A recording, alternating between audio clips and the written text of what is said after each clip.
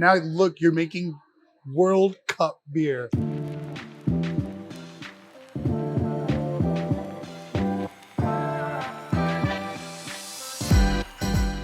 What up? It's your boy Scott. We're over here in beautiful Ventur, California at Transmission Brewing, where we're going to meet the man behind the beer, the business behind it all.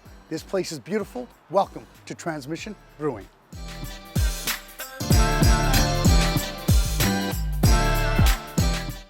Hey, what's up? What's up, Scott? What's up, brother? Good to see you, man. Good to see you.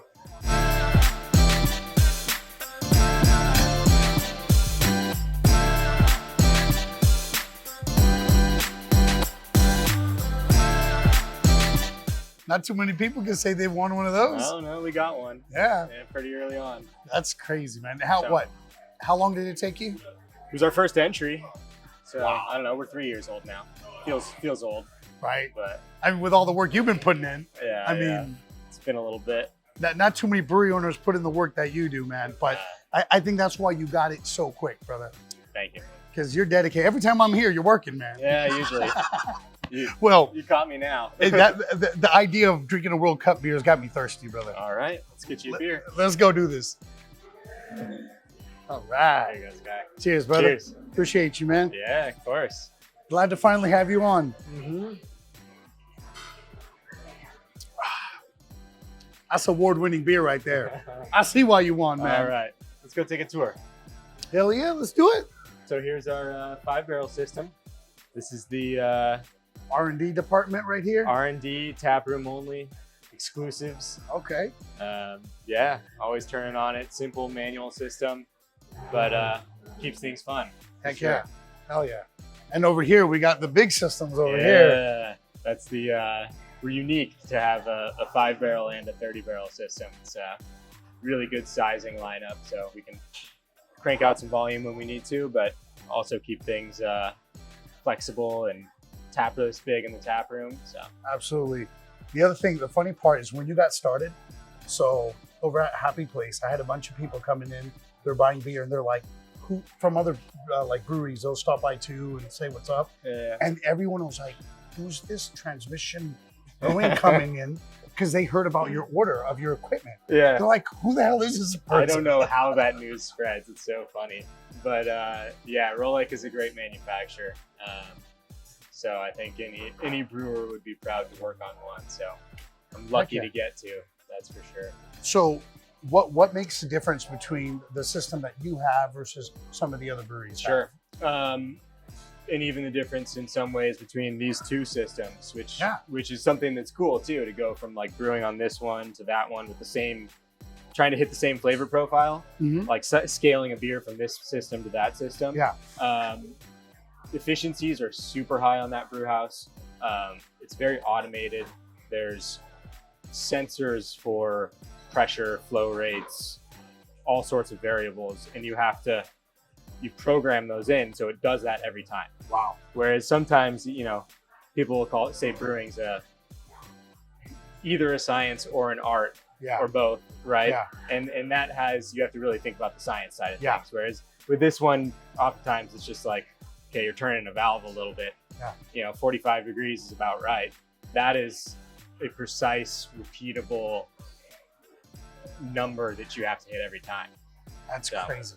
And yeah. with your background, with all the stuff that you used to do growing up and being a tech guy, being a guy that always worked on cars and worked on stuff, and in your background in science, that how much has that helped you in this business venture? Totally. I mean, part of being a brewer or somewhere in every brewery is somebody that plays the role of mechanic. Yeah. Because stuff goes wrong All the time. every day. Yeah. Can't tell you how many things went wrong yesterday. It all tends to be the same day. Yeah. Too. So you have to be comfortable with putting your hands in a pump and figuring out what's going on, or pneumatic valve stop working, or there's so many systems involved that it helps to be comfortable. Looking at a panel that I haven't closed up and doing some wiring out there too. See it hanging out of the garage door. Hey, but that's part of how it goes. Well, let's check out the big system, brother. All right, let's take a look. So here she is. 4-vessel system. So that means we have a dedicated mash mixer, which lets us do a lot of fun stuff with particularly lagers and temperature steps in the mash and decoction, which is a process of boiling mash that a lot of breweries aren't set up to be able to do. So it allows us to do things that you can mimic with ingredients, but I find I think it's truer to history and maybe a little more character when you get those same results out of process rather than relying on an ingredient. Yeah. So I do believe in doing that kind of extra work on the front end, and I think it comes out in the result. finished product. Yeah, for sure. I mean, absolutely. Your beers for a brewery, right when you guys launched, I was impressed. I'm like, holy shit! Like, and I never even heard of you, right? Like, I didn't even know about Carey. I mean, I knew about your dad. I knew about your guys' family history and toppers and everything you guys have done as a family. And I never known that you were into brewing or anything. Where did that passion start? Unless you were in my apartment, probably drinking my homebrew. You probably wouldn't have found out. Wow. It's not something that we publicized in the planning stage very much. We didn't want to do a bunch of, which in hindsight was a good idea because it was nuts when we opened the doors for about 2 months and then COVID. But wow, it was a good thing we just kind of like didn't publicize it at all. Stuff happened. Probably mostly false rumors through the grapevine. But I started homebrewing was my foundation. Well, okay. My foundation of beer interest was drinking beer. Okay. And mine too. So cheers to that. Exactly. Which is where it probably starts for everyone. But I went to school in Colorado, which, as you may know, has a really early on the beer scene. Oh, big time. So before it was a thing in most areas, Colorado had a lot of craft breweries. They were putting craft beer in cans, wacky stuff back then. Now completely normal. But that for sure influenced, got me interested in stuff that wasn't Miller Lite. Yeah. No offense to Miller Lite, still like it. So from there, came back to California, started home brewing, and then I went to a brewing science and engineering course. Some of the technical background on it. But then, ingredients all home brewing. Damn. The fact that you had 5 gallons at a time. The fact that you had the passion, you're doing it from your bedroom, your house, and then you go to school for it, and now you get to live out your passion. Mm-hmm. How does it feel? It feels great, especially when you put it that way. I mean, it's pretty cool. It's unique. Like you started from this, I like to drink beer. Oh, I want to make beer, and you're making it at your house. Yeah. And now look, you're making World Cup beer. All right. For the world. Bro, cheers to you, man. Cool. This is dope. Thank you.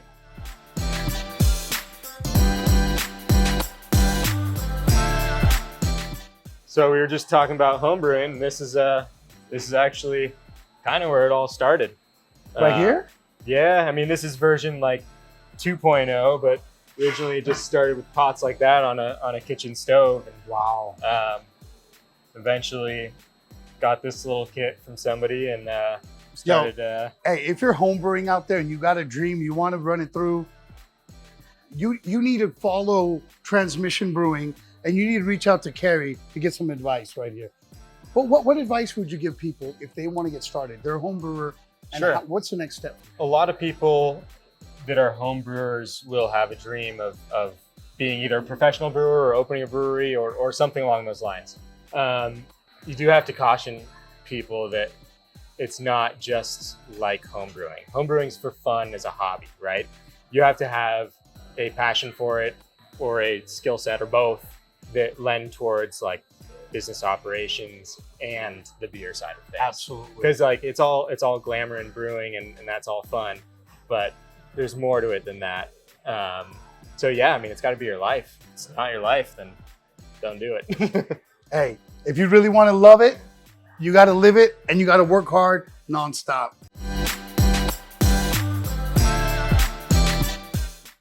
All right. All right. here's the cellar. Wow. This is where the magic happens, really. This is impressive. Yeah. So all 60 barrel tanks back here. All the fermentation for the bigger system right here. We got some yeast sprinks, which is a unique thing to have. Keeps our yeast super healthy, keeps it repropagate, harvest, keeps it super happy in a good environment. Oh, wow. Yeast health is it's a mad scientist over here. He's thought of it all. He's thought of it all. Damn, Carey. Yeah, it's cool. Then we got a CIP skid here too. So we have two of these. We have one up front for the brew house and the pilot system, and then one for the cellar. So what exactly is this and what does it do? This is all our cleaning chemicals, which, you know, any brewer will tell you most of the job is cleaning, and maybe the most important part of the job. And this system allows us to reuse our cleaning chemicals. And there's a sieve in here that filters out solids, and it'll redose our cleaning chemicals and allows us to take our, you know, when we're rinsing out a tank, it'll go to a rinse water vessel over here, and then we use that at the beginning of the next cleaning cycle. So we use all of our chemicals multiple times. It makes it a lot, it's better on water consumption. It's more efficient with chemicals, puts less chemicals down the drain for wastewater department to deal with. So being green, I like that. I like that. Yeah, we got some good green components here for sure. We're very efficient with operating. You know, it's not something we tout a lot, but you know, we got solar panels. We reuse all of our reject water from our filtration to flush toilets. So gray water to toilets and this kind of thing. It's an investment that maybe doesn't pay off right away, but in some respects, it's I mean, it's paying off for our environment, right? Yeah, that's awesome, man. Again, cheers to you, brother. That's amazing. Cheers, cool. So we got a few hoses laying around here. That's for running cleaning cycles. So tends to be how it looks back here. What's this bad boy right here? This is a centrifuge. This is a good machine. So all our beer runs through that when it goes from a fermentation vessel, one of these guys, into a bright tank. So this is where it'd be finished beer, finished carbonated, ready to package. Or ready to put it right into your cup so you could drink it. Right? Yeah, that's an option too, right there. So yeah, this uses gravity to separate everything. Spins at 6,200 RPM, creates 10,000 Gs of force to extract yeast, proteins, hops. It's a loud one too. Yeah, but it's a good thing it ain't on right now. You want to scare somebody. Yeah, that's the thing to do with it. Wow. So this looks fancy. Yeah, it's the operation there, and then packaging area. So this here is our keg washer and filler with a vacuum lift to pull the empties off, and then nice. Yeah, it's a great machine. We got some barrels for sour beer and barrel-aged hard seltzers. Oh wow! So, barrel-aged hard seltzers. Barrel-aged hard seltzers. I can't wait to try them. We got a tequila barrel-aged hard seltzer. It's in the barrel at 14.5%, and then we make our frozen margarita with that. So. That sounds good. Dang. All right. Not too many breweries have a rooftop that looks at the ocean, do they? Yeah, that's our brew deck, we call it. That's crazy, man. Yeah. I still can't believe. Are you 100% done now with it? No, there's still a little more work to be done. We're gonna get some landscaping up there and some more finished details, but it's fully functional.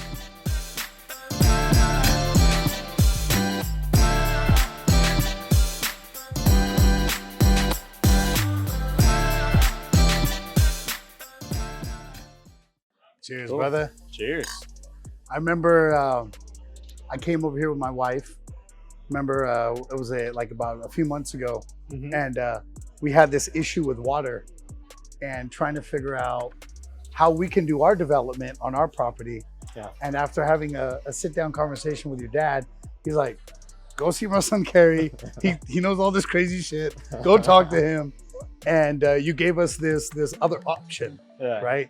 I feel it's so cool that your family, you guys are always so helpful, right? You're always open, like your arms are open. I hope so. Always there for the community.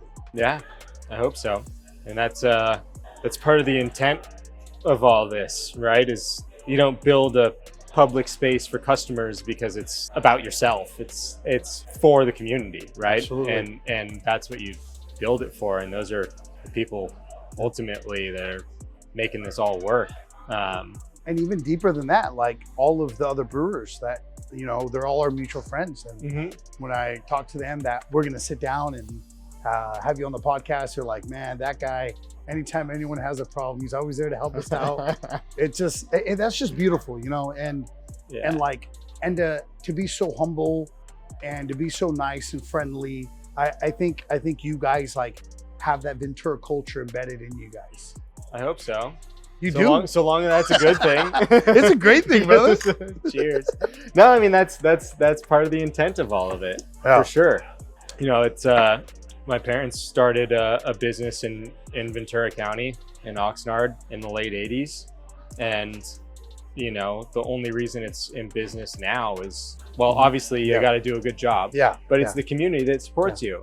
And that's, you know, so you try and build cooler stuff and more fun attractions for people to go to and make the best product you can for everyone's dollar. And I mean, according to every single pizza poll there's ever been in Ventur County, you guys have won every single one of them. So they're making some good pizza. If you don't know, this humble motherfucker over here, their family owns Chopper's Pizza, and he's like our pizza spot. I love it. You know what? It's a pizza spot. I love it though. That's just so much about your character, your family. Like I met your dad when we had our food truck at Ventura Coast. Yeah. And it was just like you were just coolest, like just chill and had a couple conversations, and I was like, man, this guy's cool. I didn't even know who he was. It's cool. And I think that has a lot to do with your guys' success. Yeah, I mean, you can't scoff at that. That's you know, their restaurant started as a small store and only grew. People go, oh, Toppers is so big, but it hasn't always been that way, right? No. When I was a kid, it was not a huge operation, and it still operates like a mom and pop shop, and a very good operation. I'm trying to get my mom to get out of the office sometimes. She's really the heart of it all, for sure. And it's so beautiful that your whole family, you all work together and help each other out in everything. And just recently, you said, was it today, you guys had a meeting about another project you guys are working on too? Yeah, we got some hotel type operations going, which is where I started. So I was going through brewing school and home brewing on a gravel lot just about a half block away from here. That is now, well, my day job was building vintage trailers. So that's 1940s aluminum bodied travel trailers.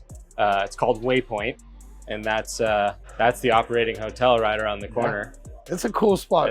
It's cool. It's unique. It's super dope. It's eclectic. It is. The vibe is right. Like you did it so well. We're all about, so like when you have, because our family does all the design stuff, and we sit around over beer and pizza and whatever and talk about, okay, what do we want this space to look like? What's our intention here? And something you have to stay true to, and you got to remind yourself, is like authenticity, and part of that is reusing, so renovation of things, so stuff that has a history to itself, right? So we have a chandelier that's hanging in the brewery that's from who knows how old. We got it through an auction, but like you can tell there are stories behind that, right? You know, our tables here used to be flatbed truck wood.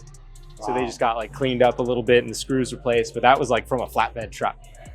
And you know, with that, it's 1940s trailers. There's some stories you don't want to hear. There's some stories you do want to hear. But there's history. It depends whose audience. Exactly. So you know, we drag them out of a lot when they're just decrepit and turn them into something beautiful. Or they start beautiful and you just dress them up a little bit. So it's all of that. It's fun to play with, that's for sure. That's awesome. And I've seen this place like since you guys started to where it's at now. absolutely incredible. That rooftop deck, and I know how hands-on you were in that whole process. Yeah. It is amazing to go to a brewery and to be able to go to a brew top deck. Yeah. And look at the ocean. And I do really like how your whole place is family friendly, but then you have a spot upstairs if you're 21 and over to go enjoy with adults. Yeah. And I think that was a really smart decision. And it's popping up there. Yeah. I know the space is large enough where we need to appeal to different demographics. And that was our way to do it. We didn't know how it was going to work, but it's working really well. So yeah, I see you're appealing to Dodger fans over here with the Dodger seats over here. That goes to the reuse thing I was just talking about. So yeah, those are from, I got to look up what year. We just put them in, but they're from Dodger Stadium, former seats. Somebody sat in them before. Maybe they can find their name carved into them or something. Wow. Well, don't do that. There's enough of that. Don't do it now. I was about to go tag my name on it. Right? Yeah, exactly. Let's stray away from that. Right? That is so cool, man. Yeah, it's cool. A lot of people, when they get in the brewing world, they try to brew enough beer to be able to handle their own brew house, right? The beer. Obviously, you had this like particular opportunity with your guys' pizza spots, Toppers, to be able to provide beer for all them. Yeah. And thankfully, you provide enough beer so we can carry your amazing award-winning World Cup beer. Thanks for that. No, thank you for that, man. I love supporting locals. Yeah. Especially locals that like genuinely love our community. Yeah. And I think that's just fucking awesome, right? And to have that and to have your beer at our store, like, and the crazy part is like, I have people buying Toppers beer, Transmission beer that were never like craft beer drinkers. Oh, really? And I think it has a lot to do with the fact that people come to Toppers to have pizza and they see that you have a brewery, right? And you've introduced them to a better quality beer. Yeah, that was part of, luckily it fits with my brewing approach, philosophy, whatever you want to call it. But my approach has always been, so maybe it's too cheesy, but we'll get into our tagline. It's shift perception is what our well-branded tagline is, and we put it on our cans. And what that means is that, to me at least, is that you can have a beer that you can either just sit around and ignore the fact that this beer has whatever flavor profile. You can just drink the thing and enjoy it, and it doesn't have to cross your mind once, right? Yep. And it can still be made with the best ingredients in the world and the best care possible, and the utmost brewing techniques. And if you want to sit there and dive into the flavor profile of this beer, you can, but you don't have to, right? And those two can exist at once, right? Where it's been this thing before where craft beer was something that was supposed to be big and bold and powerful and not fizzy yellow beer, and then domestic beer was flavorless and devoid of character and all that. And I like to have a beer that's can satisfy both of those, where it has real flavors and balance and depth, but it doesn't have to be punching you in the face. Yep. Which takes some fine tuning and stuff, but happy with where we got our beers. I mean, right now. The judges at the World Cup are happy with your beer too. It's a never-ending process too. I'm not afraid at all to change up techniques, recipes, trials on stuff. It's a constant iterating process. And in the brewing world, if you're not doing that, you're either gonna miss out on the true quality you could have, or you're gonna fall behind and become stagnant. And what I love is not only do you have the creativity, the desire, the wants, the passion behind the beer, you use the right ingredients, but you have systems in your brew house that make sure that every single beer is the same. Yeah. When we do make changes to stuff, we do it in a way that probably no one will notice. Yeah. So it's more like a benchtop thing. You got to try them side by side and really dive into it to figure out what's going on. But we try to have as consistent a beer as possible, which has been a knock on smaller craft breweries that the consistency is a problem. Yeah. And so, you know, you got to maintain a similar perspective on flavor profiles, but always strive for the next best technique or ingredient or whatever it might be. So out of this whole experience and where you at right now, and what you've accomplished, which is so much, what is your next step in the brewing world or for Transmission? So my game plan of what I thought was going to happen was thrown out of the window 2 months after opening. Right? So we opened, we were super busy. It was a zoo. We were completely understaffed. You know, the construction stuff wasn't even finished. Like, we didn't have a cold box to store our beer. We had a 40-foot shipping container sitting right here. It was like, that was a mess. But then COVID happened, right? And we were shut down. And so what I would have thought, okay, we're going to end up with a distributor, and that's going to kind of be our, not that we were going to go for large volumes. We've always wanted to keep everything close to home. We're a local brewery for locals, and have no aspirations to sell beer other states, and or even, I mean, shoot, we hardly leave the county. So my thought on that is now that we're going to do, you know, we're going to ultimately get more tasting rooms for sure, close or a little further away. And, you know, it's not like you can have a tasting room every 3 blocks, but, you know, in Ventura County and at some point, you know, that's not an immediate move at all, but that's proven to me to be the best way to share our beer with people, and our brand is face to face. And then through self-distribution, which hopefully we're treating you well. Oh yeah. but that's a cool way to do it, is, you know, we got one van and we drive around and look at your face when we hand you beer, and it came from us to you and then goes to a customer. Like, that's the biggest separation you'll ever get from us, is from this cold box to yours into somebody's hands. We're getting that beer fresh, delivered right away. It's canned and we got it. Right. I like that. That is that's always been the worry going to distributors. Like, what's, you know, you think they move through beer fast, but you don't even know where it ultimately goes. And there's ways to do it well, but we're happy with our self-distro and building out a taproom model that gets our story to customers face to face. Absolutely. How about, is there any one day that you think you would want to expand the brewery to the point where you can distro outside, or you want to really keep that? We could easily get more vans. I mean, and who knows? I mean, maybe there comes a time where it's like, okay, just managing delivery and stuff, and we can keep our sales guy on you know, occupied with a distributor, and maybe that happens. I got no predictions in that way, but just like you had no predictions when you started. Exactly. Well, maybe I did, but they're gone. I wanted nothing to do with a can, and suddenly that was the only thing we were allowed to put beer into.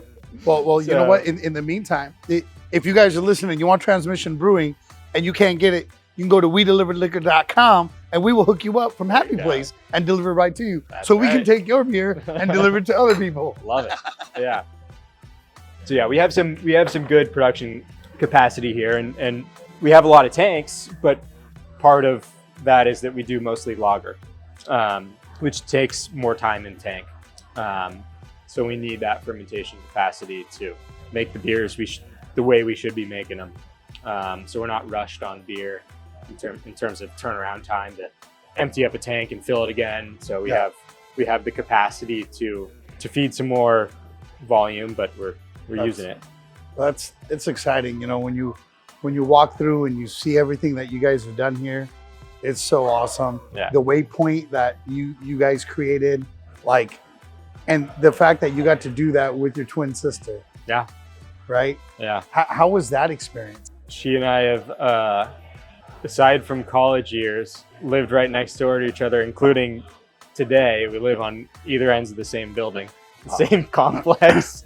So, you know, we work closely together. The whole family works closely together, which is a rare thing. I mean, it's like, I can't remember the stats, but most businesses don't make it through multiple generations. And it takes a good family to make that happen, because sometimes kids screw it up. Yeah. And speaking from not from the outside, I don't think we're screwing it up yet. But honestly, when some kids are raised in a very successful business family that do really well, the kids are usually spoiled brats. Yeah. I've seen it a lot where either they think they're better than other people, they don't treat people with respect. Yeah. And it's disappointing when you do see that.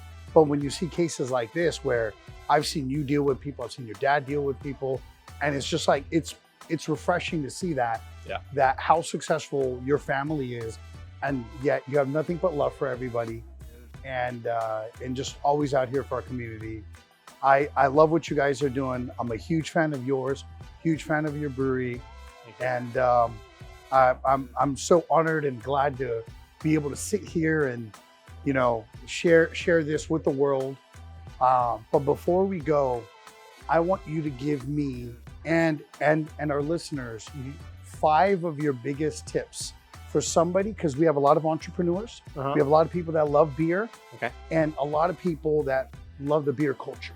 So give 5 tips for anybody that is an entrepreneur, wants to be an entrepreneur, wants to be a brewer, just to give them your 5 favorite tips. Okay, I'm gonna have to count them on my fingers.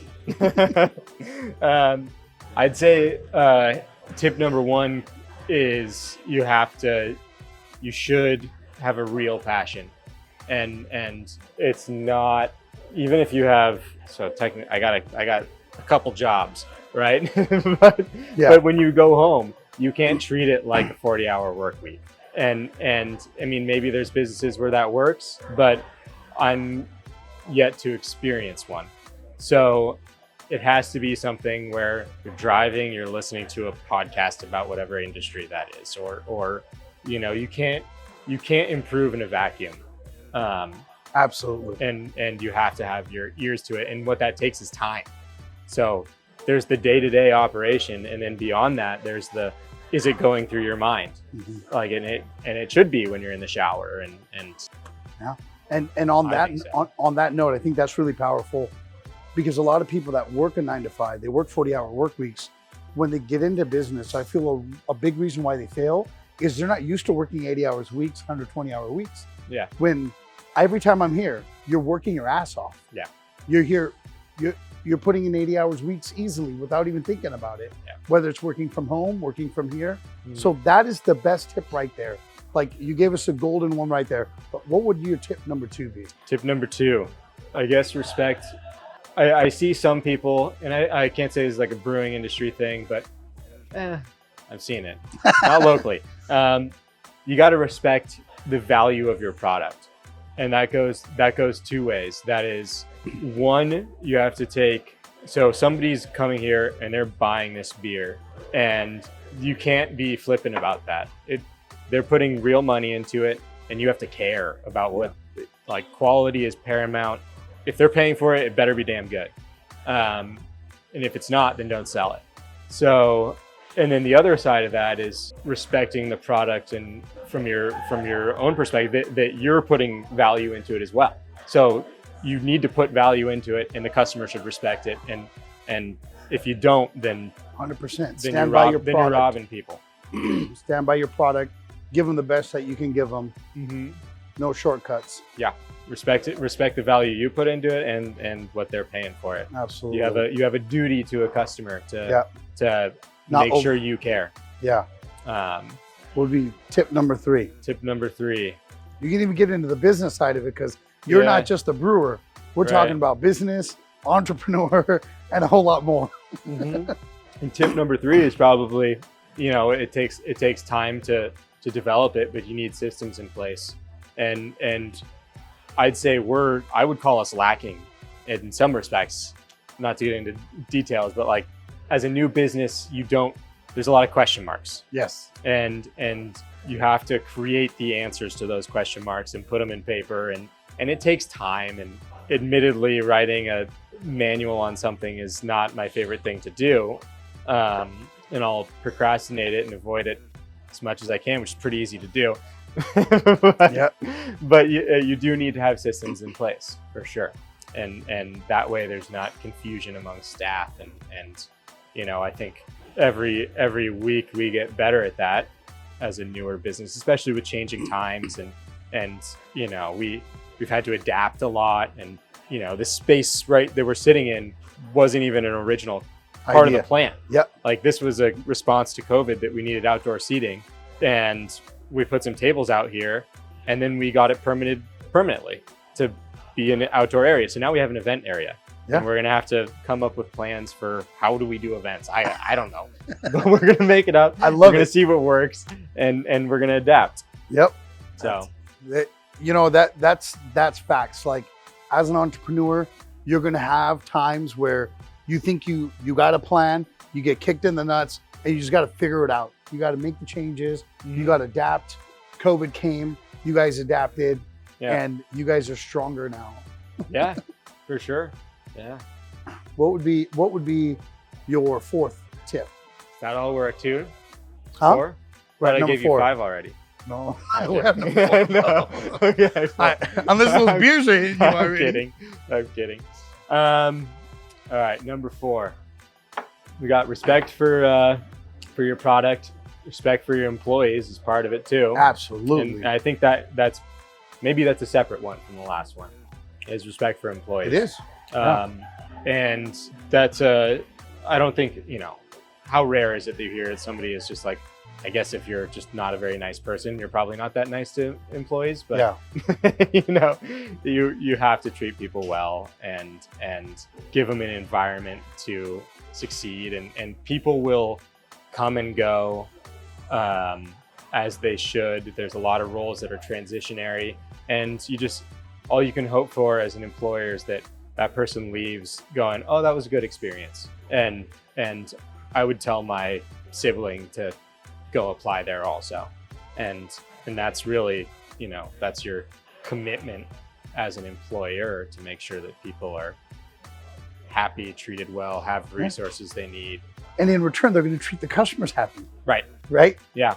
Which is that, I think that's so huge. I think people forget about it. Mm-hmm. You can't treat an employee like shit and expect them to treat your customers like great. They're going to treat them like shit too. Yeah. So good energies bring good energies. Happy people. Yeah. Happy environment. So happy places. That's why, baby. You know, it's all about putting a smile on your face and being genuine, being good to people, and being good to everybody. And you got to be good when people aren't looking. And that's why you guys are successful, man. Yeah. You guys are doing it right. But we still got one more. We got one more tip. You just made that one easy. I mentioned it earlier too. That's authenticity, and you have to be authentic. Whether that's, you know, if it's in the brewing world, brewing beers that you care about. Like there are certain styles I don't brew, and that's because I don't love them. And I'm not gonna brew a style that I don't like or love, or you know, you have to find interest in there. It's genuine, and that goes for the location build out, the brand of something, right? A lot of people they'll come up with a brand for a company out of market analytics or something like that, right? Yeah. Where they're looking at what's missing from something and try and fill the gap. But if you don't care about it, you're not going to do it well. Absolutely. And that comes with, that's the authenticity thing. So it's like, you know, Transmission is a name that's can be about multiple things. It's transmission of ideas. It's conversation. It's transmit, like and then it's automotive stuff too, which is like all things that I like and live, and it's authentic and part of your history, part of the things you did growing up with your grandfather and your dad, and now that's you're transmitting amazing beer to us. Yeah, exactly. I hope so. Yeah. Cheers, brother. Ladies and gentlemen, this has been amazing. Carey Jonker, thank you. Thank you. Appreciate your time. It's been fun. Appreciate the amazing beer you're making. Appreciate you being an amazing human being. Amazing family right here in Ventura County. Appreciate you guys. Love you, brother. Thank you. Love you.